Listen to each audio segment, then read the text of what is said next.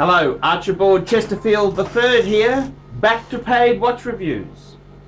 Hi, Archibald Chesterfield III, Andrew from Singapore here. I'm a big fan of your channel. I think you have some good insight into life and horology. Currently, I'm a student in the United Kingdom and it's bloody cold. Past watches in my collection have included Vsauce, Tag Heuer, Hamilton, Zenith, Swatch and Casios for doing army work during my time in the Singapore National Service. My brother has the Rolex 116610 LV Hulk Sub, which I think is pretty cool. Right now I'm upping my watch taste and I'm getting a Jaeger LeCoultre Master Control date tomorrow, pre-owned for a great price. We'll wait until graduation to get a Rolex Sub / GMT2 / Explorer 2, as I feel that's a good way to do it.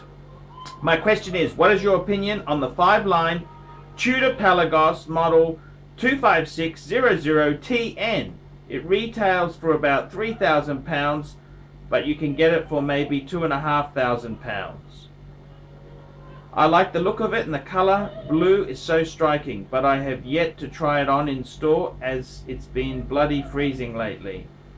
It is equipped with the new Tudor caliber MT612, which has 70-hour power reserve, although I think the reliability shockproofness of the movement is yet untested over a long period of time, unlike the comparable Rolex calibers 3135 and 3136. Also, this new model has 5 lines of text, which some people have likened it as a novel. However, I don't mind the look of it. In the past, some Rolex models like the Mark IV 1665 had 5 lines of partly red text. Actually, I think it looks nicer than the previous Tudor Pelagos model with the ETA movement. Anyway, could I get your honest opinion on it? I feel that maybe it could be quite nice to have. Best regards, Andrew from Singapore. P.S. Maybe I will send you some Japanese whiskey or Macallan 15 when you enjoy it. Will you enjoy it if I send it to you? You betcha. I love a good whiskey. Keep up the hard work and quality content. Thank you. That's from Andrew from Singapore. And I gotta tell you, what do I think of the new Tudor Pelagos? What does Archie think? Well, Archie actually likes it. It's actually a cool watch. I mean, it's titanium. It's quite masterfully done. It's got that striking. I noticed the TB is the blue as opposed to the TN, which is the black version.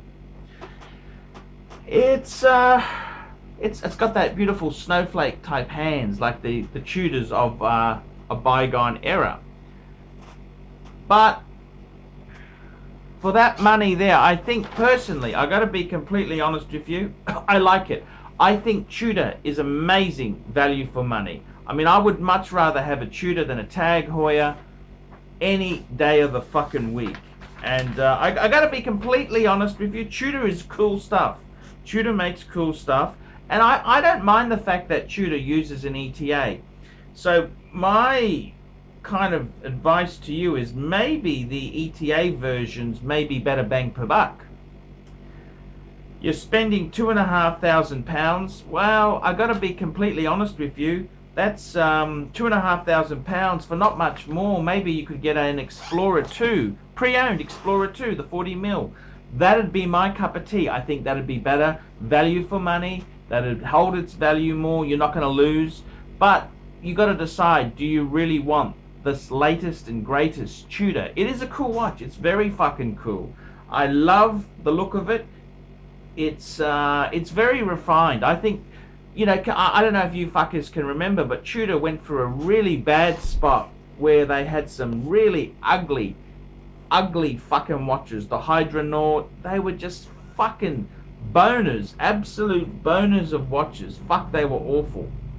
And Tudor then released things like the Black Bay, the reissue of a bygone era, and that's a fucking clever idea. Tudor's gone from being how would you say, Tudor's gone from being not so trendy, sort of the off-cast to Rolex, to being groundbreaking, reissuing, and they got some beautiful, there's so many Tudors I love the Monte Carlo.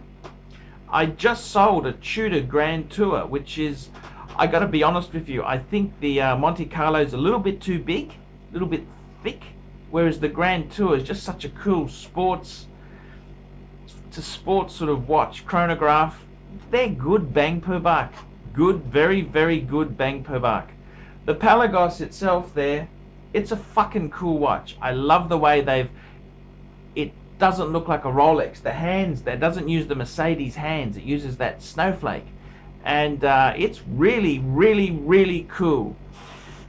Tudor uses their new 70-hour power reserve movement. That is a fucking great movement. What a cool thing. Tudor's really going to places that Tudor's never been before.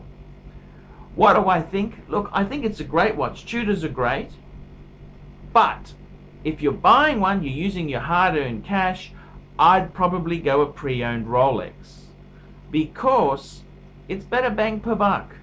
Now, it depends. You got to decide to yourself, do you need the latest and greatest, or will you go for the superseded 40mm Explorer 2? It probably, for that sort of budget, you'd be looking at an early 90s one, which would be Hulls case, the non-lume dial, not the super lume dial, still would have lume, and it'd be the possibly the older Oyster non-flip lock bracelet. Now, you got to decide, do you want to go Rolex, used 25-year-old Rolex Explorer 2, or a brand new Tudor? You got to work it out in your own head there. It's I think the Pelagos is a great watch. It's exciting, it's fantastic, and I'm so happy Tudor has actually gone this way. Would I buy one? Well, I buy things secondhand. I don't buy new, okay? There's not much point buying new, fuckers. You got to get bang per buck and value. So would I buy one? Well, there's not a lot of things I would buy with my own hard-earned cash. I'd like one. They're a beautiful watch. I'd certainly buy one on the used market if it was a great price. I have no problem wearing one or owning one. But I'd probably myself, I'd steer more towards used piece, better bang per buck. So that is my opinion. You tell me what you think. I'm Archibald Chesterfield III. Tell me what you fuckers think of that. Nice one, Archie. Great vid. Love those Tudors. We specialize here in pre-owned Rolex watches. Rolex watch is a very special timepiece, and we always do the servicing exactly as factory specifications. We buy a pre-owned piece and we put it into brand new condition. We have Rolex certified technicians working on that. We completely disassemble the piece, we adjust and polish and change every single part of the watch. You have to have certified watchmakers that know what they're doing. If you have an expensive car, you're just not going to bring it to any mechanic that doesn't know what they're doing. You spend $5,000, it's like if you put money in the safe deposit box. And 1 or 2 years from now, you will keep having your $5,000. We have to spend a lot of money to get all this equipment together, but makes me feel I'm doing what I'm supposed to do. It's not a question of money, it's my passion. Jewelers on time, simply the best.